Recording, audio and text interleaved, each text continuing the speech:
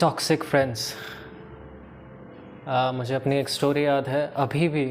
मुझे कॉलेज में बहुत सारे मेरे ऐसे फ्रेंड्स हैं जिन्हें मैं शक्ल देखकर कह सकता हूँ कि दे आर टॉक्सिक, और कुछ ऐसे फ्रेंड्स हैं जिनको देखकर तो नहीं लगता कि वो टॉक्सिक है, पर उनका बिहेवियर सब कह देता है।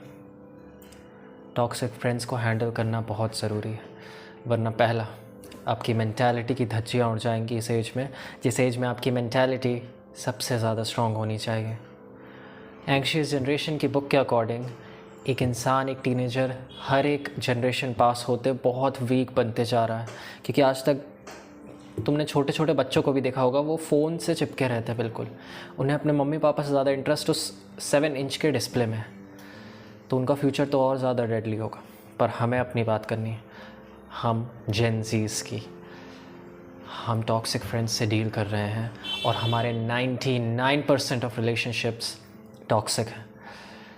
टॉक्सिक फ्रेंड्स वाकई में होते कौन हैं, इसकी एक पहचान बताऊंगा मैं आपको। 2 टाइप के लोग होते हैं।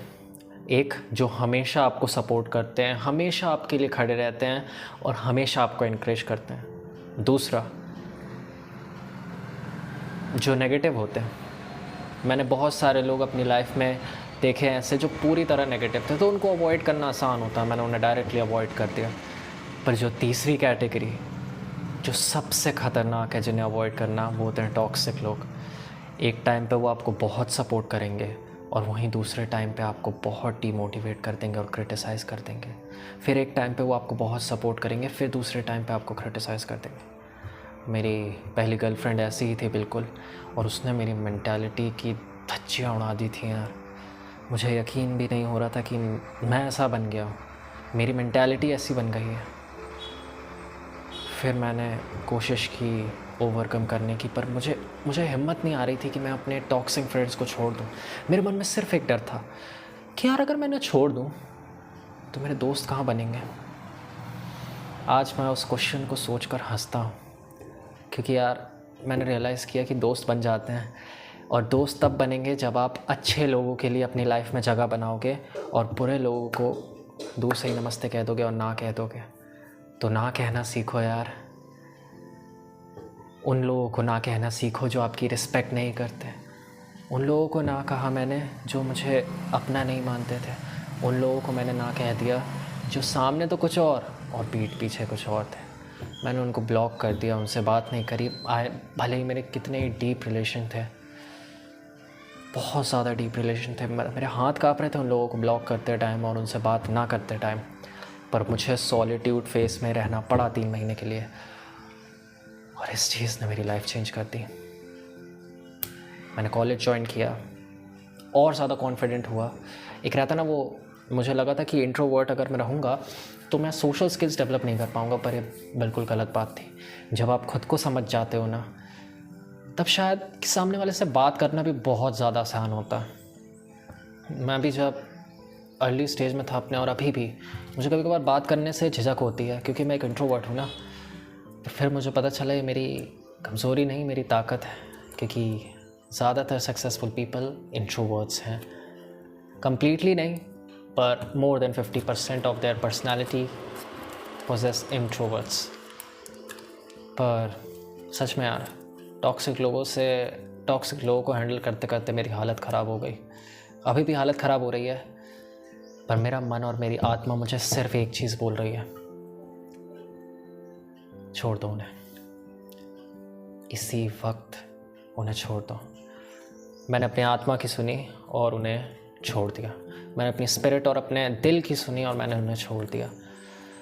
और अब मैं खुश हूँ, क्योंकि मुझे लगता है कभी कभार अपॉर्चुनिटीज़ को ना कहना हाँ कहने से ज़्यादा इम्पॉर्टेंट है। हमें अपनी लाइफ में 90% ऑफ द चीज़ों को शायद ना ही कहना पड़ता, तभी तो उन चीज़ों के लिए जगह बनेगी जो वाकई में ज़रूरी है। मैं तो ऐसे ही सोचता हूँ। टॉक्सिक फ्रेंड्स से डील करते करते मेरी हालत ख़राब हो गई यार, सच बताऊँ तो। स्कूल्स में, कॉलेजेस में, मतलब सामने तो बहुत अच्छे बनेंगे और बहुत अच्छे बनेंगे, लेकिन फिर पीठ पीछे जब दोबारा एक बार मिलेंगे ना, तो फिर बोलेंगे अरे भाई, फिर वो गाली दे के बात करेंगे, अब्यूज़ करके बात करेंगे आपको। मतलब ये दिखाएंगे कि आप कितना अंडर पोजेस करते हो उनको। मुश्किल था यार, उन्हें छोड़ना बहुत ज़्यादा मुश्किल था, पर छोड़ना पड़ा। फिर मैंने एक चीज़ सीखी कि नेगेटिव लोगों से बचना उतना ज़्यादा मुश्किल नहीं होता जितना मुश्किल आधे नेगेटिव और आधे पॉजिटिव लोगों से बचना होता है। ज़्यादातर टॉक्सिक लोग ही इस कैटेगरी में आते हैं। वो एक टाइम पे आपको बहुत सपोर्ट करेंगे, कहेंगे यार मैं तो हूँ ना तेरे लिए, ये वो। फिर अगले ही पल जब आप उन्हें अपनी प्रॉब्लम बताओगे तो वो आपको इग्नोर करेंगे। ऐसे लोगों से बच के रहना यार। ये मास्क लगाया है इन्होंने, ये डबल पर्सनालिटी ट्रेट्स रखते हैं अपने अंदर, और ये बहुत टॉक्सिक होते हैं।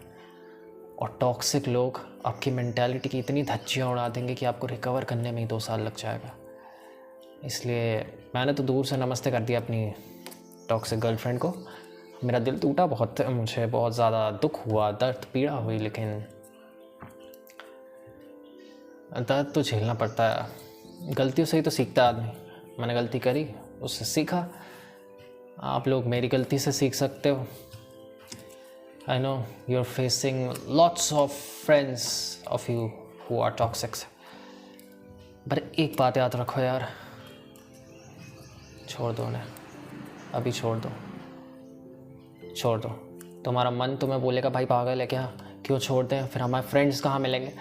मतलब तुमने ठान के रखा है कि तुमको फ्रेंड्स नहीं मिलेंगे ना। मैंने भी खुद से ही बोला था कि मैं इतना बुरा हूँ कि मेरे को दोबारा इससे अच्छे फ्रेंड्स नहीं मिलेंगे।